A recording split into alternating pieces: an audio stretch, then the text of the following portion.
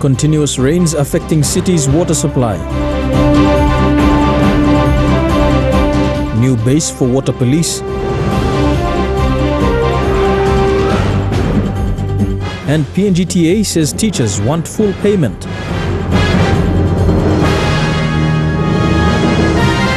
This is the National EMTV News with Mary Batulo. A very good evening. Thank you for joining us for Friday's news. A second suspect was arrested today over the attack on security firm owner Jacob Kaupa. The suspect was picked up by police with the help of community leaders at Saraga in Port Moresby. Police say the arrest is the second, while another two suspects whose identities are known remain at large. Mr. Kaupa was driving down from Mount Diamond when he was shot at by four men near the Saraga market almost a week ago. Water supplied into the nation's capital will be high priority. Edaranu Managing Director Henry Mokono says the treatment facilities outside Mount Eriama and Rona are experiencing high turbidity following continuous rainfall over the past 2 weeks. The water company says water will be prioritized and restored, with parts of the city experiencing low pressure. According to the head of the water company, the continuous rain has caused mudslides and debris to pile up at the Mount Eriama catchment and Rona 3 and 4. Mr. Mokono says this will see city residents experiencing low water pressure due to the prioritizing of the supply into the city. Situations like this arise. We give priority to certain areas within the city. First and foremost are the hospitals and the clinics. So all our systems are diverted into servicing the hospital and the patients and the medical facilities. At the runway, engineers are monitoring the flow of debris and other substances washed into the treatment facility. Residents and other clients will experience low pressure as the company will be prioritizing the volume supplied. Anti-level, that is the dead levels. If it goes past 300 and goes up, then it threatens the treatment facility. So our workforce, our workers on the treatment plant had to shut down. So that was shut effectively this morning. The company says quality water will be maintained for use. 6 reservoirs in the city have been isolated from the supply outside Mount Eriama.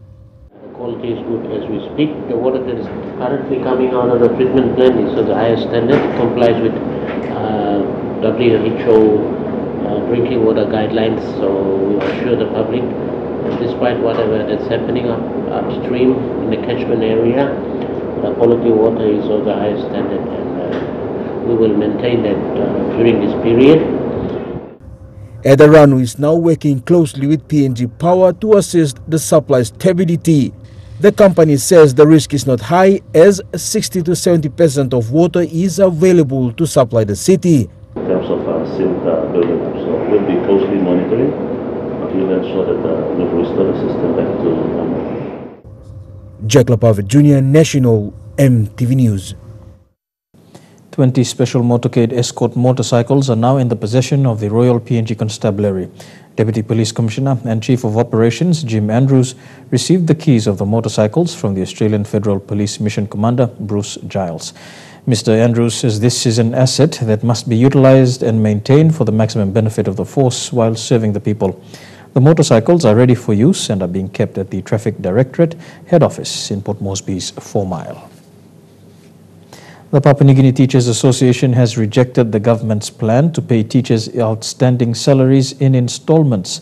This comes after the government set out a schedule that it will start paying teachers outstanding salaries from 2017 over the 24 fortnights of 2018. PNGTA President Ugwalubu Moana says the agreement to increase teachers' salaries was signed in December 2016, and the teachers want the money paid in full components and not in installments. Already sacrificed 12 months. No pay. PNGTA President made the announcement today following a series of meetings between Teachers Service Commission and the government. Mr. Moana explained that the government has promised to pay outstanding salaries for 2017 over a period of 24 fortnights. He further stated that the government promised to pay outstanding salaries for 2018 in 2019 and for 2019 salaries to be paid in 2020. All we want is for our teachers to know that the government has given us these proposals, and the association today rejects the proposals for implementation. Instead, we want the 2017 awards be settled by the end of term 1 of the school year. We will open our doors with the Chief Secretary to understand how we will proceed with 18 and 19 outstanding. On 23rd January this year, Personal Management Secretary John Kali announced an increase in teacher salaries. The announcement is based on a 2016 agreement between PNGTA and TSC, involving an increased salary by 3% for 2017 to 2019. Genuinely giving the government the relief. So can you pay us? It's not our fault that that agreement was not in the budget. What was Teaching Service Commission doing and Department of Personnel Department doing? That's their responsibility to ensure that government commitments are factored into the budget. But PNGTA was just told their promised increments were not budgeted for in the 2018 national budget. On Sunday, Sinesine Yongumul MP Kerengakua raised concerns on where the government will get the money to pay the teachers that increase. Mr. Kua said according to the 2018 budget speech, there will be a decrease of 3.2% on wages for all public servants. Thus, he has questioned the Chief Secretary and DPM Secretary to explain where the money will be sourced from. Nowhere in these appropriation bills this year provisioning for wages for the teachers and for the general public service machinery. That is the fact, that is the law as it stands right now. So what authority does Mr. John Kali have to say he's going to increase the wages this year? This afternoon, Mr. Moana said they are disappointed to learn that their promise, according to the 2016 agreement, was unaccounted for, and they are planning to take the matter to the Public Service Reconciliation Attribution Tribunal. We told the Chief Secretary that we reject that timetable, and we want you to take this timetable back, our options back to the government. And we want the payment for 2017 by the end of term 1 of the school year. Meanwhile, some teachers in central schools say they are happy to continue teaching despite not getting the promised increments.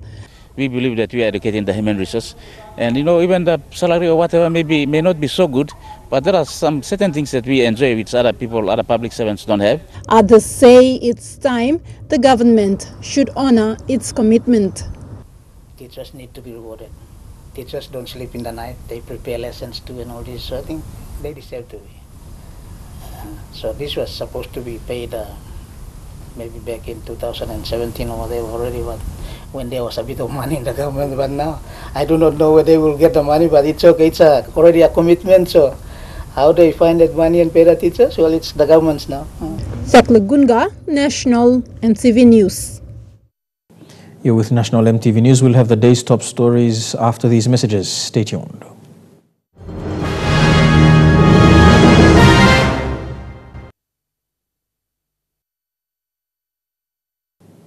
Welcome back to the news. The Water Police base in Port Moresby will be relocated to Konebada, an area which was originally allocated for the Pacific Games. Police Minister Jelta Wong, after a site inspection, says the area is a strategic location and well suited for the police. The relocation initiative is supported by the Motukoita Assembly. The new base for the Water Police will be located next to a recreational area. An inspection was conducted by Police Minister, NCD Governor and Moresby South MP on Wednesday. NCD Governor Powes Pakop says the relocation would place water police in a better area to respond to criminal methods out at sea. And then let's do a formal handover when it's in the right condition for the water police to move in. But otherwise, I agree with the Minister. If the water police move here, it enhances the local community to improve security here.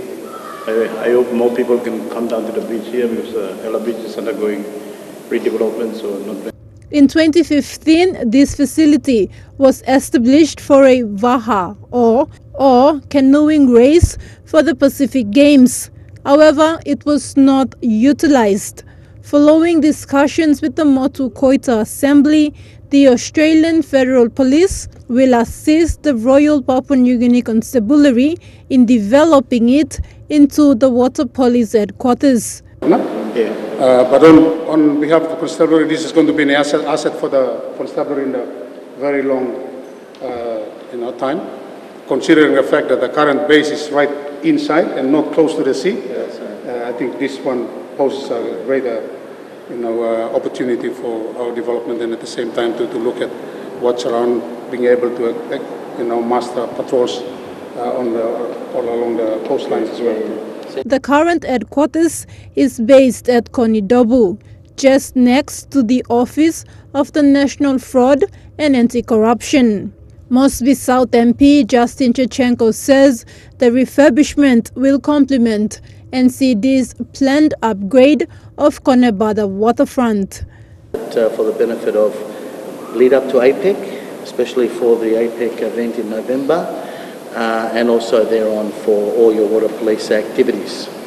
We've had some piracy out there with some of our people being attacked and their boats and engines stolen over the last 3 or 4 years, not only in my lecture but also on the Central Coast, so I think this is a good central location to get yourself out. But the Governor has agreed. Thekla Gunga, National EMTV News. Madan Governor Peter Yama is committed to making sure work at the collapsed Bana Bridge in Madan progresses smoothly. Mr. Yama is working with the Provincial Works Manager and the Director for Policy Planning and Monitoring in the province to collect accurate information on the situation on the ground. The Governor is also in dialogue with the Works Secretary and is assured everything is going ahead as planned. This week, the Governor flew over the area to see firsthand the collapsed bridge and the bypass route for vehicles. He says police presence is needed along the bypass to deter criminal elements, as well as making sure locals are not charging commuters for using the bypass. Police are on site and are currently monitoring the area. Telecom PNG today announced its 5 winners for draw number 13 of its Top Up and Win cash promotion. The 5 lucky winners were drawn by Telecom's National Call Center and Service Assurance Manager, Ellen Pamun, and her call service team. The majority of winners from today's draw were mobile users and only one ADSL customer. All Telecom customers are eligible and they can participate in the draw upon purchasing of credits to the value of 20 kina or more through any form of electronic telecom service. The 14th draw is now closed with 70,000 kina won by customers around the country. The remaining 30,000 kina is still up for grabs.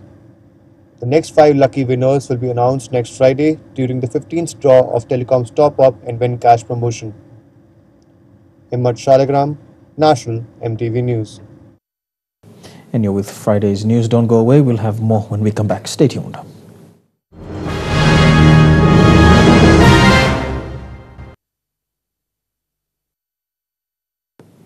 Welcome back to the news. There has been a slow start to the resumption of the 2018 academic year in Central Province. While most schools in the Rego District have been affected by recent flooding, those in the Rego and Abao districts are completing their registration.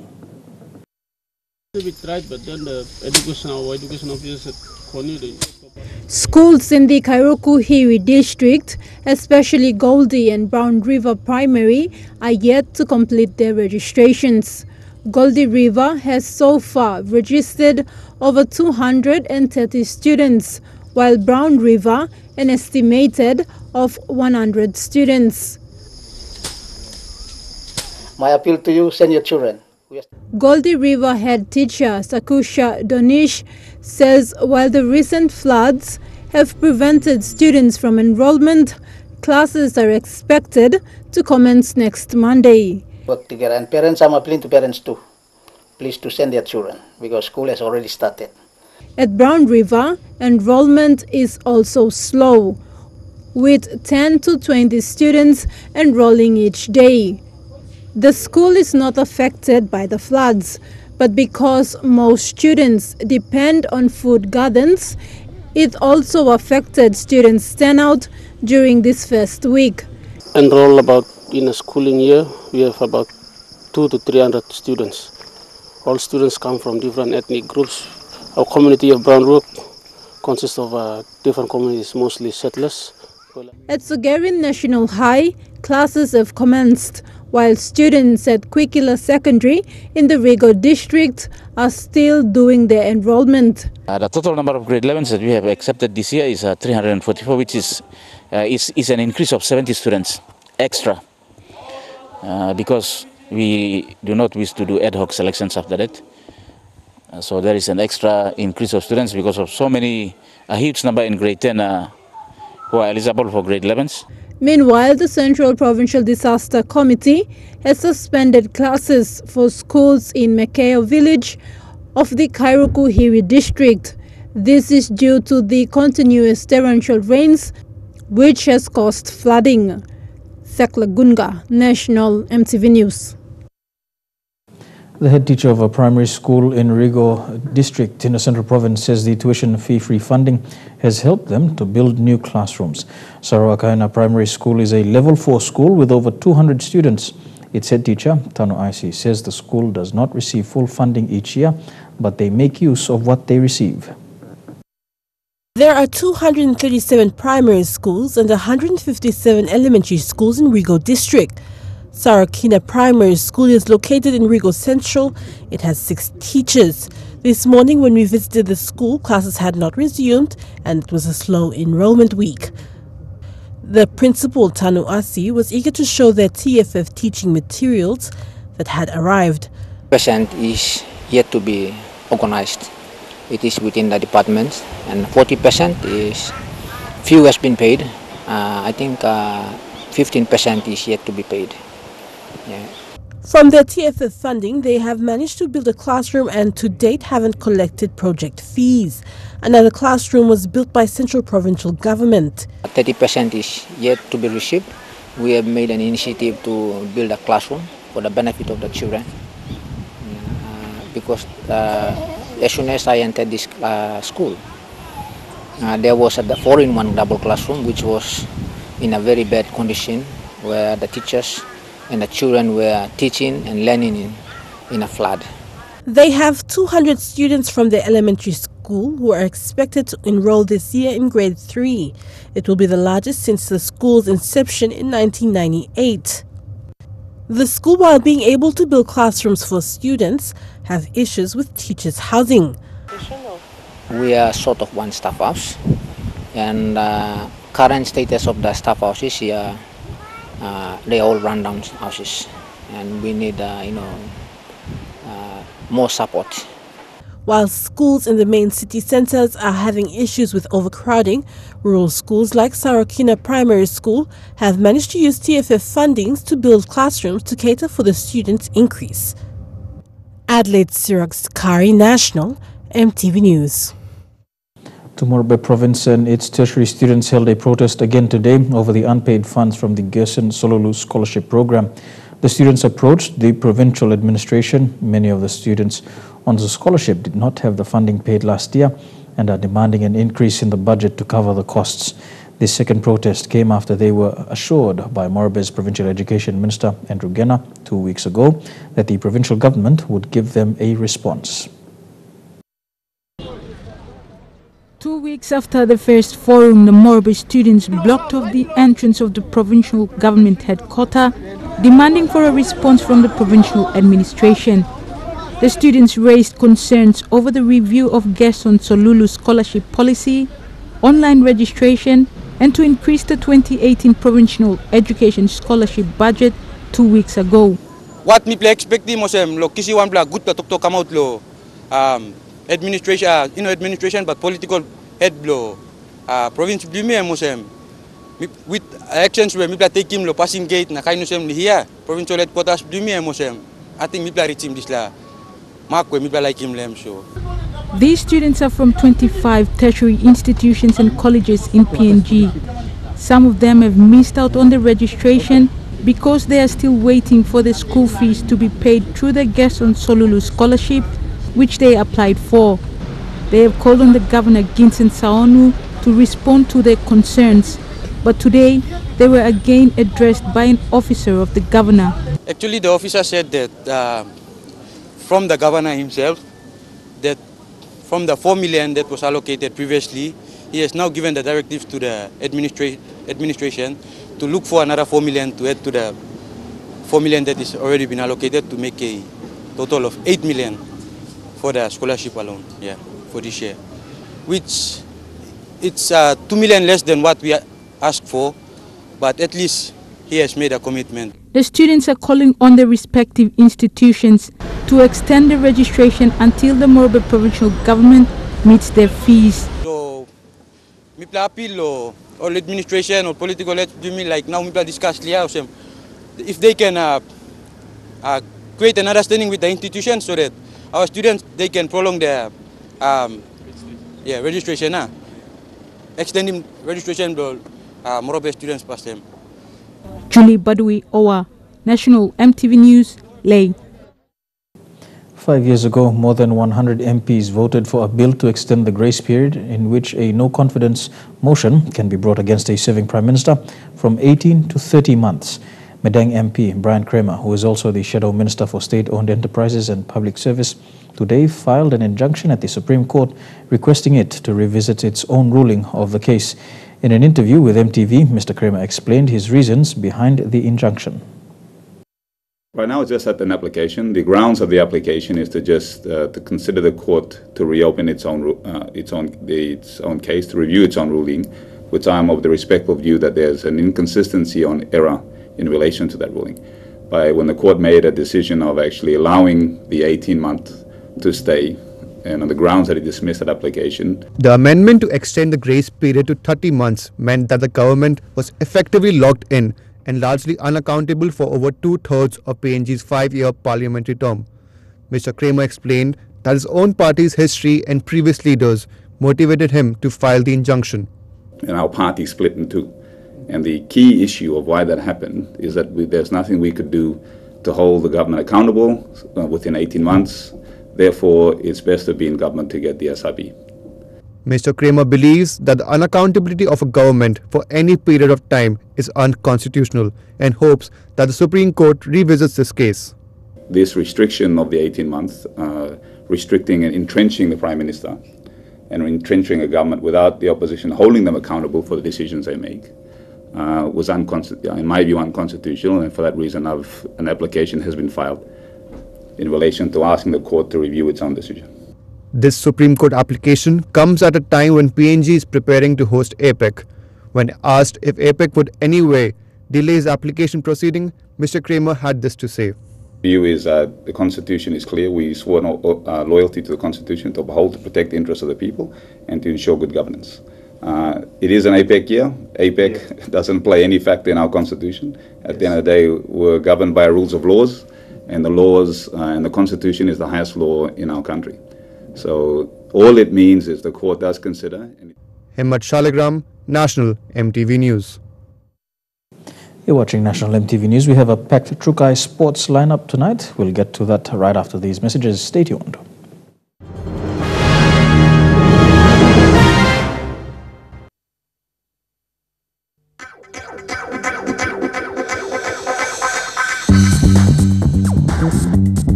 Trukai Sports.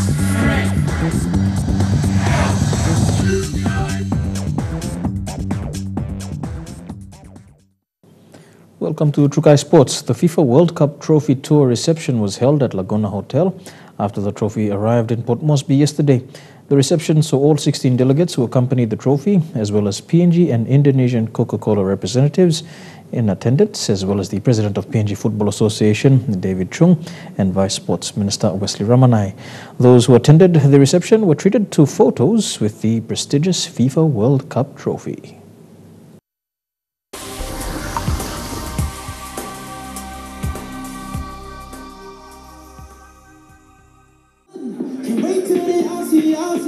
Made of 18-karat gold and weighing 6.42 kilos is the FIFA World Cup trophy that has a composition of two human figures holding a globe above them with names of the countries that have won the trophy since 1974.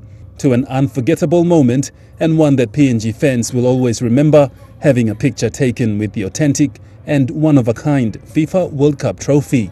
Visiting 51 countries and 91 cities across 6 continents and traveling 152,000 kilometers, PNG was the 8th country on the list to welcome the FIFA World Cup Trophy Tour by CocaCola with open hands.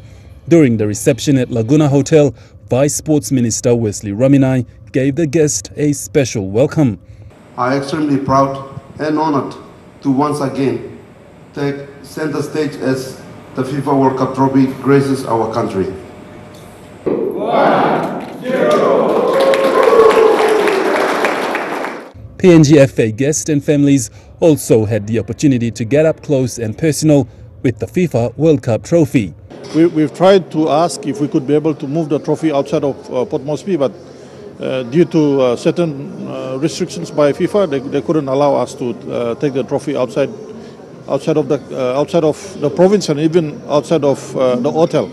But again, I said we are happy that the trophy is here in country, and it represents the football family that we have, the playing population. To celebrate the historic moment, local artists were also at hand to keep the Coke studio alive with music.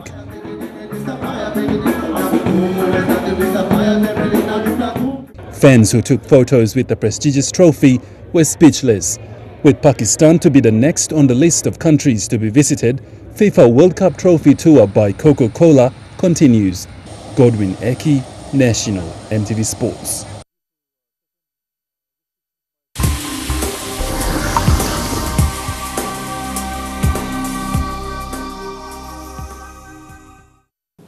And upon his arrival with the FIFA World Cup trophy, FIFA Ambassador Christian Karembo made known his hopes for football in the region. Hailing from New Caledonia, Karembo was one of the few in the region who made it to the big league and eventually in the World Cup in the 1990s.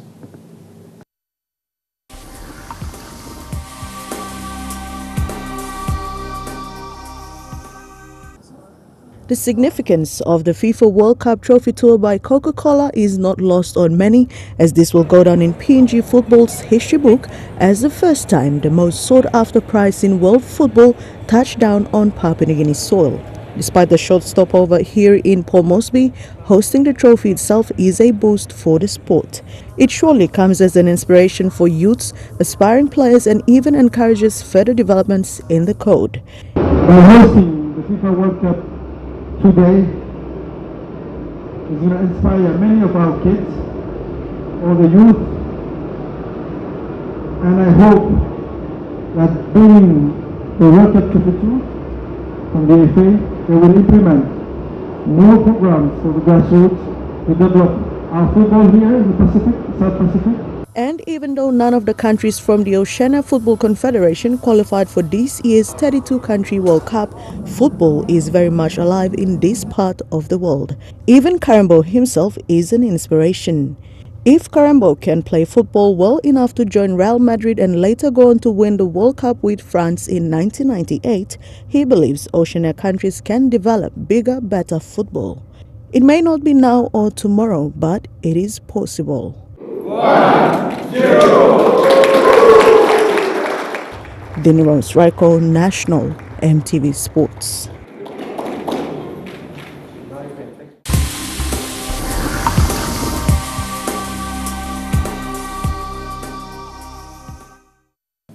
To Rugby League now, and in the Super League, Wellington Albert is set to make his debut for the Widnes Vikings this weekend when they take on the Catalan Dragons. He will be playing in his accustomed role at prop. Witness Viking supporters will have their first opportunity to see the Albert brothers play this weekend. Wellington is set to make his debut in Sunday's match against the Catalans Dragons. Stanton, who is set to debut soon, will be exclusively making his first public appearance meeting guests and will take part in an exclusive question and answer session. Wellington and Stanton Albert are part of the Vikings' 26-man squad, fighting for a spot in the final 17. They started training with the team last week and are still getting used to the new environment. The Albert brothers are not new to the level of competition, having played for the Kumuls and having had stints in Australia. They've been exposed to the NRL environment for 3 years, playing with the Penrith Panthers before joining the PNG Hunters last year. Large Levet, National EMTV Sports. Back to football, and in the NSL, the high-flying Toti City Dwellers still have their 100% record intact as Peter Gonemba's men defeated Madan 7-2 in round 3 of the NSL last weekend. This weekend, they will be up against FC Momase, who are yet to register a win in the NSL. Last weekend's round-3 clash of the semi-professional league's top two sides, Toti City Dwellers and Madan FC, was tipped to be an equally contested match. However, it was downhill for Madan, who conceded 7 goals to Dwellers 2. In tomorrow's fixtures, the Livewarden Oval will host local favourites Madan FC against Boang. Madan will be gunning for a comeback win using the home crowd advantage. For the visitors, tasting victory in the jaws of defeat will be a testament of persistence and determination as the Morabian lads chase down their first win of the season. Elsewhere, the Sir Ignatius Kalaga Stadium will once again come alive as the defending champions Lay City Dwellers face newcomers FC Momase in Lay. While in Port Moresby, Southern Strikers will be desperate to run out onto the turf against FC Morobe Wowens at the Bissini Soccer Oval. Meanwhile, wet conditions in the nation's capital have shown no signs of easing, with predictions of continued showers. All matches start at 3 p.m. Shane Soroya, National EMTV Sports. You're watching Trukai Sports. When we come back, we take a look at bodybuilding and what's in store for sport in PNG this year. Stay tuned.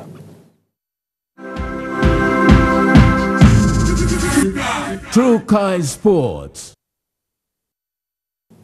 Welcome back to Trukai Sport. Young and up-and-coming bodybuilders Day David, Zachary Murray and Wolfgang Galewa, all in their 20s, have found a new way to promote their sport. All three say modeling and showing off their muscles have attracted attention. The trio are training hard, as well as training their modeling skills to compete for this year's Mr. Cosmopolitan title. All in their 20s, these young bodybuilders were introduced to modeling by PNG Bodybuilding Federation for one reason, and that was to gain public confidence, look fit, and promote healthy living. All of mixed parentage, the trio say modeling in front of others, especially with their physique, is one way they can promote fitness and healthy living.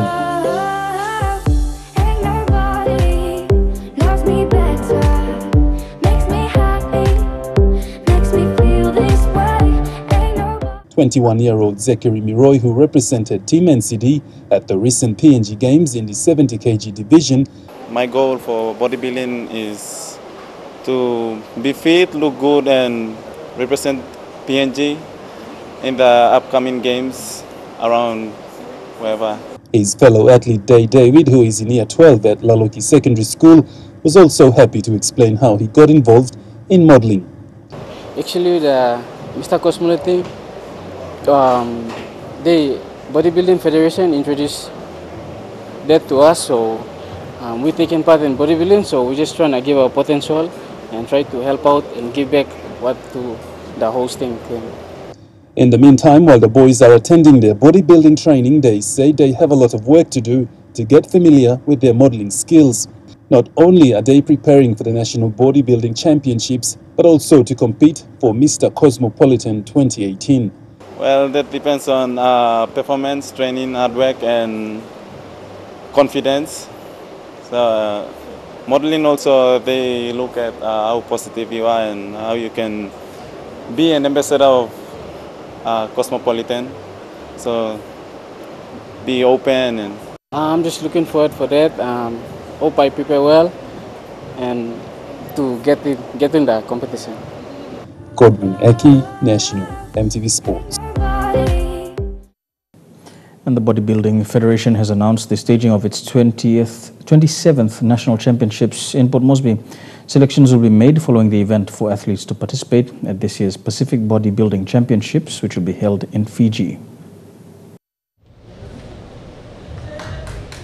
The 27th National Bodybuilding Championships will take place in June at the host venue of MTV's Vocal Fusion, the Cosmopolitan, where both men and women bodybuilders will be vying for Mr. and Miss PNG title. Not only will the athletes compete to get top scores on the tally, they will be contesting for a place in the final squad to represent the country at this year's Pacific Bodybuilding Championships in Fiji. Vice President Jacob Com highlighted the success of the code at the recent PNG Games in Kimbe, where many raw talents were identified, and the 2015 Pacific Games. We have about 8-9 centers, and we are expecting in bodybuilding in each divisions we have about 65 to 90 plus kilos. So we're looking about 70 competitors in each kilo. Total 70 of them will come and compete for Mr. PNG and Mrs. PNG. PNG Bodybuilding is encouraging the number of affiliations to increase, calling on interested associations to join. Former President and lifetime member Tim Itali, who is assisting the Federation prepare for the national tournament, says bodybuilding is not only seen as a sport, but one that also promotes fitness and healthy living. In bodybuilding, we promote health, and we'd like you to support us, promote the sport. There are potential bodybuilders out there. This country is just naturally gifted with bodybuilders. We're trying to organize ourselves. The aim of the Federation this year will be to produce top bodybuilders to the Pacific Bodybuilding Championships, with the aim to qualify for the World Championships that will be staged in Thailand in December. While the Federation has struggled with financial problems and training facilities, this year the Federation is hoping to do its best with sponsorship and will be calling on local businesses to help support the athletes' training for both international events. Godwin Eki, National, MTV Sports. The Papua New Guinea Olympic Committee had launched its 2018 calendar of events yesterday. The calendar highlighted some of PNG OC's big sporting events, which included the Gold Coast Commonwealth Games as well as the Youth Olympic Games.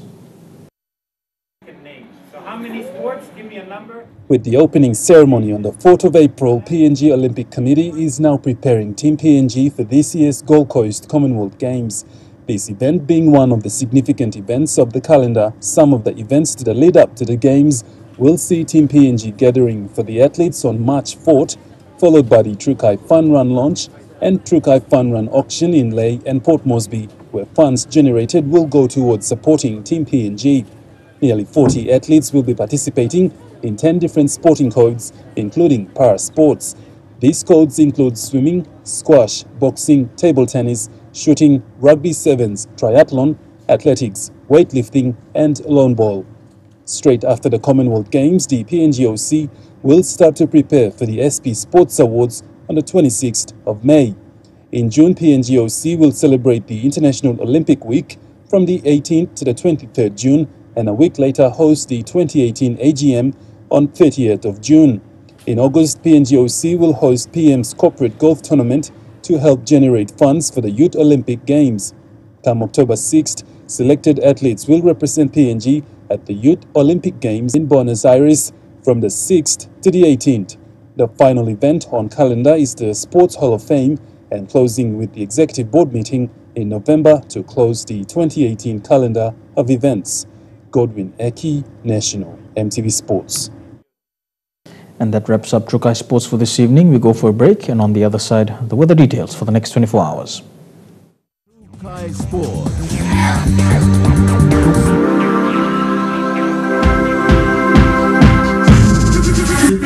Trukai Sports. The weather details were proudly brought to you by Dulux, celebrating 50 years in PNG and the only paint made in PNG.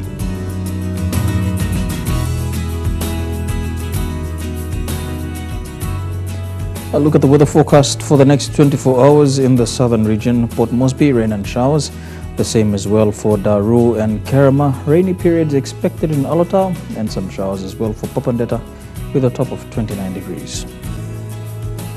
To the Momasa region, rain and showers expected in Ley, Wau, Madan and Wewak. The same as well for Vanimo. To the New Guinea Islands region, showers expected all across the region in Lorangau, Kayuan, Kokopo, Rabaul, Kimbe and Buka. And in the Highlands region, Mount Hagen, Goroka, Kundia, Mendi and Wabeg, all these major centers can expect rain and showers over the next 24 hours.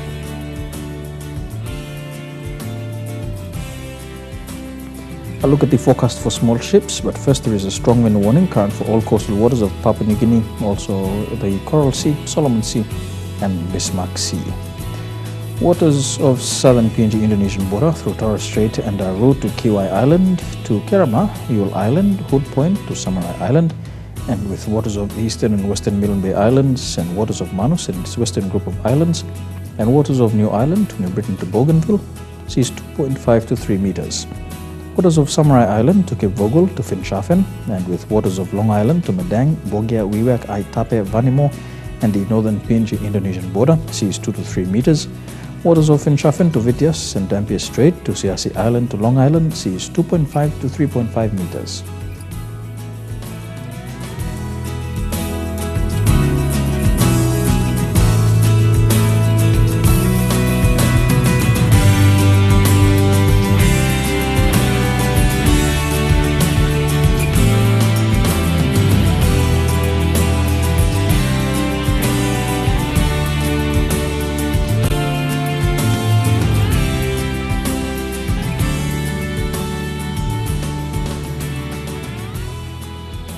And a look at the ocean forecast. Coral Sea sees rough with southwesterly winds at 25 to 34 knots.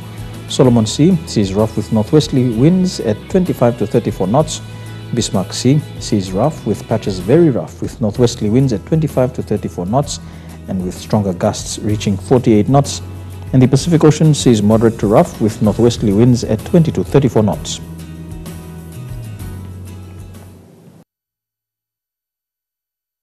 The weather details were proudly brought to you by Dulux, celebrating 50 years in PNG and the only paint made in PNG.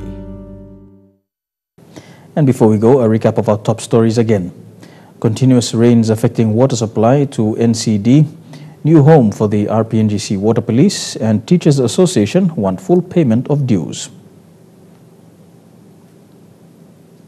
And that is the news, sport and weather for today, Friday the 2nd of February. On behalf of the EMTV News team, have a pleasant viewing and safe weekend. Good night.